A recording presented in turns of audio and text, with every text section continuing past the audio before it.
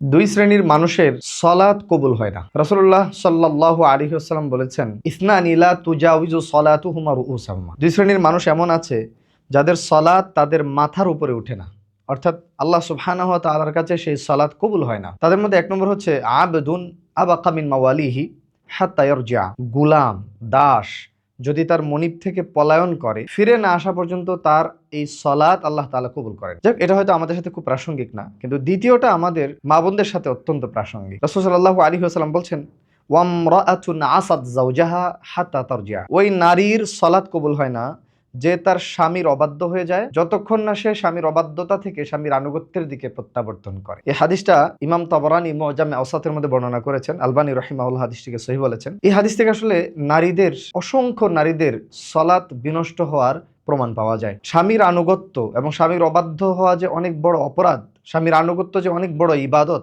এই জিনিসটা অনেকেই বুঝতে চায় না। অনেকেই ব্যক্তিগত পর্যায়ে অনেক আমল ইবাদত করেন, কিন্তু স্বামীর অবাধ্যতার কারণে তাদের এই ইবাদতগুলো একেবারে ধূলিসাৎ হয়ে যায়। আল্লাহ সুবহানাহু ওয়া তাআলার কাছে এর কোনো ভূমিকা নাই। অতএব স্বামী স্ত্রীর যেই সম্পর্ক, সেটি টিকিয়ে রাখার জন্য, সেটিকে হেলদি রাখার জন্য একজন স্ত্রীকে সর্বাবস্থায় স্বামীর প্রতি আনুগত্যশীলা হওয়া জরুরি। দেখেন, যদি স্বামীর প্রতি কোনো কারণে কোনোভাবে আনুগত্য প্রদর্শন করা সম্ভব না হয়, তাহলে একজন নারীর জন্য কখনোই উচিত হবে না সেই স্বামীর সাথে তার সংসার জীবন কন্টিনিউ করা। আমরা দেখতে পাচ্ছি হাদিসে আব্দুল্লাহ ইবনে আব্বাস বর্ণিত একটা বর্ণনায় সাবিত বিন কাইস রাদিয়াল্লাহু তাআলা আনহুর স্ত্রী রাসূল সাল্লাল্লাহু আলাইহি ওয়াসাল্লামের কাছে এসে বলছিলেন যে, ইয়া রাসূলুল্লাহ, সাবিত বিন কাইসের ব্যাপারে আমার কথা আছে। বলছেন যে, মা আইবু আলাইহি ফি খুলুকিন ওয়া দিন ওয়ালা দিন, তার চরিত্র দিনদারিতা নিয়ে আমার কোনো প্রশ্ন নাই, সে ভালো মানুষ, কিন্তু ওয়ালাকিন্নী আকরাহুল কুফরা ফিল ইসলাম, আমি এই মুসলিম থাকা অবস্থায় স্বামীর অকৃতজ্ঞ হওয়া, স্বামীর অবাধ্য হয়ে যাওয়ার আশঙ্কা করছি।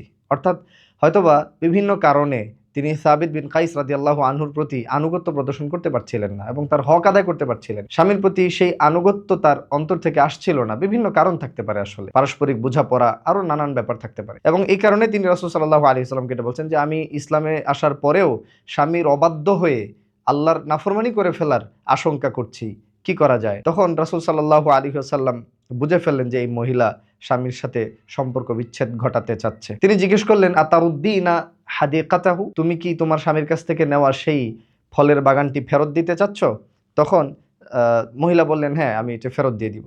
তখন রাসূল সাল্লাল্লাহু আলাইহি ওয়াসাল্লাম সাবিত বিন কাইসকে ডেকে বললেন যে, ইকবালহা, এই বাগানটা তুমি গ্রহণ করো, ওয়াতাল্লিকহা তাতলিকাহ, এবং তুমি তোমার স্ত্রীকে তালাক দিয়ে দাও। এই ঘটনাটা সহিহ বুখারীতে বর্ণিত হয়েছে। এই হাদিস থেকে আমরা স্পষ্ট বুঝতে পাই একজন নারীর জন্য আল্লাহর দ্বীনকে রক্ষা করা এবং আল্লাহ সুবহানাহু ওয়া তাআলার সন্তুষ্টির জন্যই স্বামীর আনুগত্যকে বজায় রাখা কতটা জরুরি। এমন যে রাসূল সাল্লাল্লাহু আলাইহি ওয়াসাল্লাম এই নারীকে ফোর্সও করলেন না থাকার জন্য, যে থাকো, সমস্যা নাই, একসময় ঠিক হয়ে যাবে, এরকম না।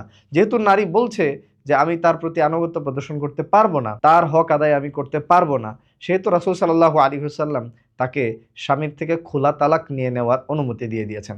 অতএব যেহেতু সলাত কবুল হবে না এবং এই ধরনের পরিস্থিতিতে একজন নারীর কোনোভাবেই পরহেজগার দিনদার থাকাই সম্ভব না, অতএব একজন নারীকে হয় নিজেকে সংশোধন করে স্বামীর সাথে বোঝাপড়া বাড়াতে হবে, আনুগত্য প্রদর্শন করতে হবে, সকল বৈধ কাজে আনুগত্য, অবশ্যই অন্যায় কাজে, অন্যায় নির্দেশে কোনো আনুগত্য নেই। রাসূলুল্লাহ সাল্লাল্লাহু আলাইহি ওয়াসাল্লাম বলেছেন, লা তাআতা লি মাখলুক ফি মাসিয়াতি খালিক, স্রষ্টার অবাধ্য হয়ে সৃষ্টির কোনো আনুগত্য নেই। অতএব যদি না কোনো অন্যায় নির্দেশ দেয়, ততক্ষণ পর্যন্ত স্বামীর প্রতি পূর্ণ আনুগত্যশীল থাকা একজন নারীর জন্য অত্যন্ত জরুরি, ওয়াজিব কর্তব্য। যদি সেটি সম্ভব না হয়, তাহলে অবশ্যই আলাদা হয়ে যাওয়ার মধ্যেই কল্যাণ রয়েছে। আল্লাহ রাব্বুল আলামিন আমাদেরকে এই গুরুত্বপূর্ণ বিষয়গুলো বুঝবার ও আমল করবার তৌফিক দান করে।